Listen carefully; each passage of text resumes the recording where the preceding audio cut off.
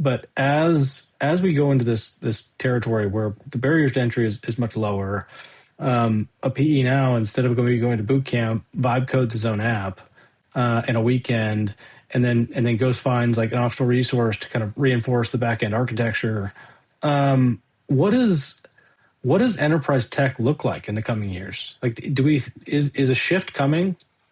Yeah, I think the short answer is, expect a lot more startups to pop up because the Yeah, barrier to entry, the barrier to entry I had in 2017 is materially different than the barrier to entry now, at least to get something started.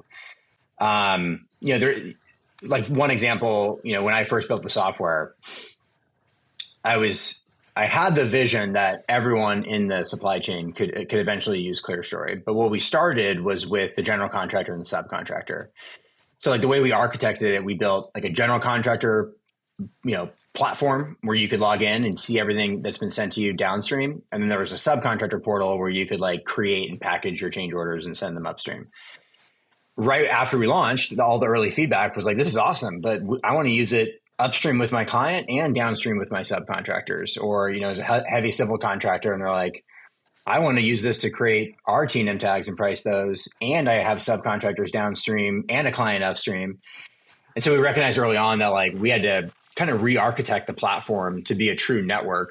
So we spent all of 2019 re-architecting the platform, which was a good band-aid to pull off, even though it was painful because we wanted to yeah, improve like the functionality that we had. And I say that because you're still going to run into challenges like that, even with AI. Even though you can move faster, you're still going to learn as you get customers and have to have that feedback loop. And so I think, again, getting started is going to be a lot easier, but you still have to go sell to those contractors. You still have to get them onboarded. They're still going to take time to their own timeline to deploy the software. And you're still going to have to, rely on those feedback loops to improve your product and make it more, like you said, enterprise ready, things like that. But I would expect more software to be coming out into the market. And I would expect those to have AI first features in the software, which should yeah, be exciting for the industry. And I do think, the pattern of people like me coming from the industry to create products, I think is a really healthy and good thing and exciting.